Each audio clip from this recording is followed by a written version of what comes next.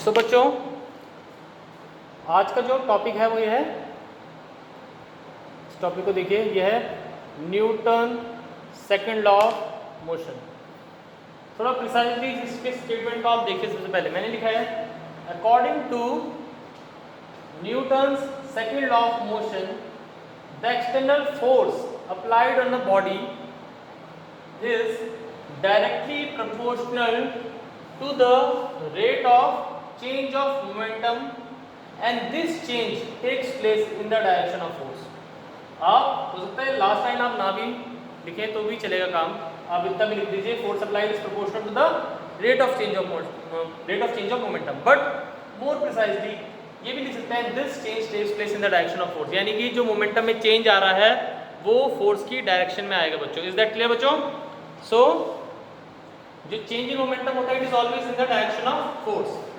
अब देखिए इस लॉ के बेसिस में मैंने आपको बोल रखा है this law measures the magnitude of force. ये लॉ में क्या बताता है?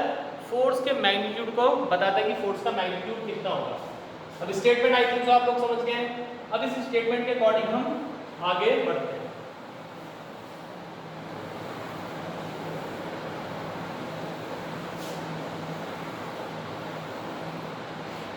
तो जो हमें स्टेटमेंट बोल रहा है, स्टेटमेंट ये बोल रहा है कि जो फोर्स है, force it is directly proportional, ये प्रोपोर्शनलिटी का साइन आता है, it is proportional to the rate of change of momentum. अब बच्चों आप लोग क्लास 9th में हो तो आप लोग सिंपली मोमेंटम बोल रहे हो, लेकिन प्रिसाइजली बोले तो ये होता है linear momentum. This is what? This is linear momentum. चलिए हम फोर्स को लिख लेते हैं F. Rate of change of momentum का मतलब होता है बच्चों change in momentum upon time taken. Change in momentum upon time taken. तो बच्चों आप इसको क्या लिखो, आप इसको सिंपली वर्ड्स में ही डिफाइन करो। अगर जो आपको मैथमेटिकल एक्सप्रेशन डिफिकल्ट लगता है आप सिंपली वर्ड्स में लिख लो। फोर्स हमने लिख दिया, फोर्स को मैंने डिनोट करा एफ से। Rate of change of momentum का मतलब change in momentum upon time taken. फिर मैंने लिखा फोर्स इज प्रोपोर्शनल टू, अभी देखा आपने क्या बताया, what is change in momentum? बोलो। Final momentum minus initial momentum. Yes, very good. You have told that it is final momentum. मैं भी नाम लगाइए, final momentum minus initial momentum upon time taken. I think इतना clear हो गया होगा सबको। अभी बच्चों मैंने इससे पहले आपको समझाया था। Now please tell me what is final momentum? N into V. तो हम लिखेंगे फोर्स And इज प्रोपोर्शनल। ये दिख रहा है बच्चों आपको? yes, sir. Force is proportional. What is mv? Sorry, what is final momentum? It is mv. MV. What is initial momentum? It is mv. और टाइम टेकन को हम लिख लेते हैं t। तो लिख लेते हैं टाइम टेकन को t और ये पूरी चीज लगा दो ब्रैकेट में। ओके, हो गया इतना। फिर बच्चों हम लिख सकते हैं f is proportional to, m को ले लेंगे हम common, v minus u over t। m को ले लिया हमने common, it's v minus u over, बच्चों it's v minus u over t। Acceleration. अब इस बात में ध्यान सुनिए, मुझे बताइए v minus u over t कितना होता है? बोलो। Acceleration. एक्सेलरेशन यहाँ पे ब्रैकेट में लिख देना since v minus u over t is a। अब आप प्रोपोर्शनलिटी का साइन फाइनली हटा दीजिए। प्रोपोर्शनलिटी का साइन हटाएंगे तो ये होगा constant k m into a आ जाएगा, ठीक है ना? हमारे पास कांस्टेंट k होता है m into a since v minus u over t equals to होता है। अब देखो बच्चों हम आगे लिखेंगे, इससे आगे क्या स्टेप आता है, कि हमारा हो गया 1, के हमारे पास प्रोपोर्शनलिटी का साइन था, वी हैव अ कांस्टेंट के, ओके। सो अब हम लिखेंगे इन एसआई सिस्टम, बच्चों के कितना होता है हमारे पास, value of K is 1, this constant जो कांस्टेंट है, the value of this constant is 1। So हम लिख देंगे we have simply f equals to, in place of k we can write simply 1 m into a. So finally we have the formula that force equals to m into a. So from this we get a formula force, that force is defined as the product of mass into acceleration. Simple सी बात है, आप किसी चीज़ पे क्या लगाएंगे, force लगाएंगे, उसकी वेलोसिटी में क्या आएगा, चेंज आएगा। वेलोसिटी में चेंज आने में कुछ टाइम लगेगा, तो उसमें क्या प्रोड्यूस होगी, एक्सेलरेशन। कोई बॉडी चाहे जैसी भी बॉडी होगी, चाहे हल्की होगी भारी होगी, उसमें मास होगा, तो mass into acceleration, the product of mass into acceleration will give you the measure of force. Is that clear बच्चों, बोलो। Yes, sir. अब देखिए, on the basis of this formula, इस फॉर्मूला के बेसिस से हम फोर्स की जो एसआई यूनिट होती है उसको डिफाइन करते हैं। Tell me what is the SI unit of force बच्चों? So Newton. Newton. One this is the Newton. SI unit of force. So on the basis of this formula that force equals to mass into acceleration, we have to define the SI unit of force. भाई देखिए, force is what, m into a, unit of force. Unit की कौन सी, specifically we are talking about SI unit. तो force is m into a. Force के लिए हमें क्या लिखना पड़ेगा भाई, यूनिट ऑफ फोर्स निकालनी, यूनिट ऑफ फोर्स। तो यूनिट ऑफ फोर्स में क्या करना पड़ेगा हमें, यूनिट ऑफ मास, ठीक है बच्चों, मास की यूनिट रखनी पड़ेगी इनटू, बोलो, यूनिट ऑफ एक्सेलरेशन, ठीक है। यूनिट ऑफ फोर्स निकालने के लिए क्या निकालना पड़ेगा, unit of mass into unit of acceleration. तो unit of force, what is the unit of mass, it is, tell me, it is kg। Yes. What is the unit of acceleration, it is meter Meter per second. Per second Meter per square. second square. तो बेटा ये आ जाएगा हमारे पास kg meter per second square, या इसे उसको इस तरह से लिख सकते हैं हम, kg metre second square inverse, ठीक है ना। जब स्लैश लगाते तो ऊपर लिख देते हैं, पावर माइनस में आ जाती है बेटा। इसी चीज को हम बोलते हैं न्यूटन। क्या बोलते हैं, इसी चीज को डिफाइन करते हैं न्यूटन और डिनोट करते हैं n से।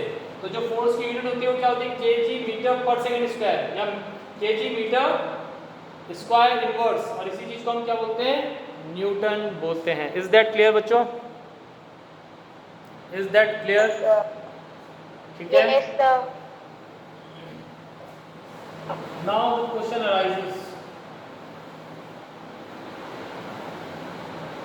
Question is this: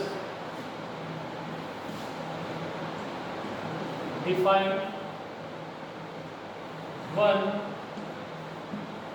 Newton of force। 1 Newton को कैसे डिफाइन कर सकते हैं? Answer, a force is said to be 1 Newton if it produces an acceleration of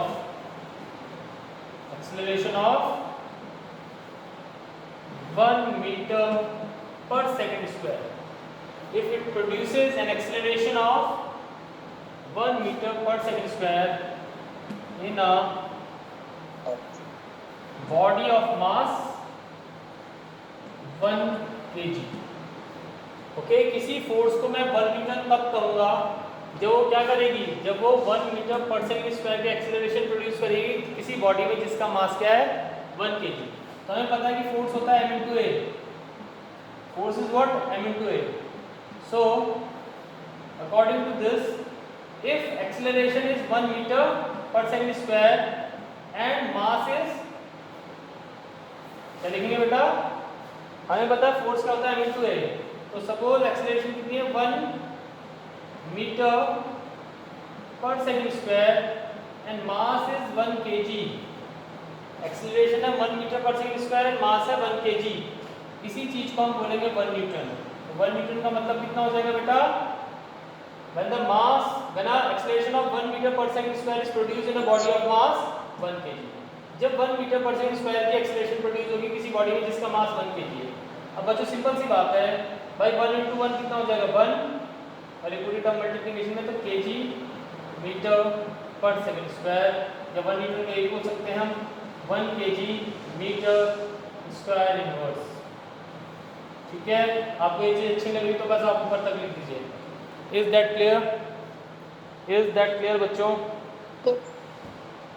अब आपके नॉलेज के लिए एक और चीज बता देता हूँ मैं। सेकंड थिंग इज द, आपको बताता हूँ सीजीएस यूनिट। बेटा दो यूनिट होती है, one is the SI unit and second is the CGS unit. You know what is the CGS unit of force? The CGS unit of force is dyne. CGS unit of force is dyne. इसको क्या बोलते हैं? Dine. तो देखिए इसमें simply क्या होता है, देखिए फोर्स का फॉर्मूला है मास इनटू एक्सेलरेशन। अगर जो मास को हम ले रहे हैं ग्राम्स में और एक्सेलरेशन को मीटर पर सेकंड स्क्वायर की जगह हम ले रहे हैं सेंटीमीटर पर सेकंड स्क्वायर में, तो ग्राम into centimetre per second square को हम क्या डिफाइन करते हैं? डाइन। क्या डिफाइन करते हैं इसी को? डाइन डिफाइन करते हैं। ठीक है बेटा।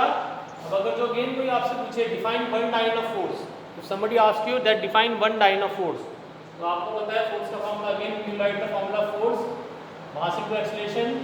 अब देखिए हम एक्सेलरेशन कितनी लेंगे 1 सेंटीमीटर पर सेकंड स्क्वायर और बॉडी का मास होना चाहिए 1 ग्राम, तो हम फोर्स को डिफाइन करेंगे 1 डाइन। क्या डिफाइन करेंगे फोर्स को? 1 डाइन। और बेटा डाइन को हम वर्ड्स में लिखते हैं, तो 1 डाइन का मतलब हो जाता है 1 dyne is what? It is 1 gram centimetre per second square. ठीक है ना बेटा? सिंपल तरीका होता है, जैसे भाई मास की ऐसा यूनिट होती है केजी, सीजीएस यूनिट होती है ग्राम। आपको पता है कि 1 केजी में 1000 ग्राम होते हैं। इसी तरीके से क्या होता है, हम एसआई और सीजीएस यूनिट के बीच में भी रिलेशन निकाल सकते हैं। तो जैसे मास की ऐसा यूनिट होती है केजी और सीजीएस यूनिट है ग्राम, इसी तरीके से फोर्स की ऐसा यूनिट है न्यूटन और सीजीएस यूनिट है डाइन। और अगर जो हम चाहें तो इन दोनों के बीच में रिलेशन भी निकाल सकते हैं। कैसे निकालेंगे बच्चों relation? It is just for your knowledge, और मे भी आपसे पूछ भी सकते हैं relation between newton and dyne. ठीक है बच्चों, जैसे हम क्या करते हैं मीटर को किलोमीटर में कन्वर्ट करते हैं, सेंटीमीटर को मीटर में कन्वर्ट करते हैं, इसी तरीके से न्यूटन को हम डाइन में कन्वर्ट कर सकते हैं। अभी मैंने आपको बता रखा है कि 1 न्यूटन का मतलब कितना होता है बच्चों? 1 newton means 1 kg into 1 metre per second square. This is 1 newton. बेटा 1 kg को हम लिख सकते हैं 1000 gram. 1 kg can be written as 1000 gram, और 1 मीटर पर सेकंड स्क्वायर को हम लिख सकते हैं 100 centimetre per second square. Okay, किसी को कोई डाउट तो नहीं है? तो अब देखिए 1000 into 100 कितना आ जाएगा बोलो?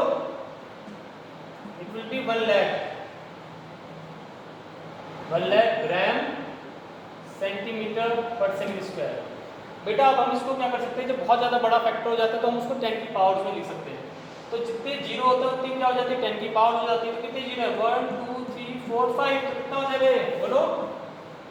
It will be 10 to the power 5, और ग्राम क्या आ जाएगा? Gram centimetre per second square. And what is gram centimetre per second square? It is dyne. तो 1 न्यूटन फाइनली कितना आ जाएगा? 10 टू द पावर 5। बच्चों ये बात क्लियर है? Yes sir. और अगर जो कोई उल्टा पूछे इसका कि 1 डाइन में कितने न्यूटन होंगे, इसका कोई उल्टा पूछेगा बच्चों, तो आप उल्टे में क्या बताओगे कि 1 dyne is 10 to the power -5 newton. अगर इसका कोई रिवर्स पूछा आपसे तो आप बताएंगे 1 dyne is 10 to the power -5 newton. तो आई होप स्टूडेंट आपको इतनी बात क्लियर हुई होगी। ठीक है ना?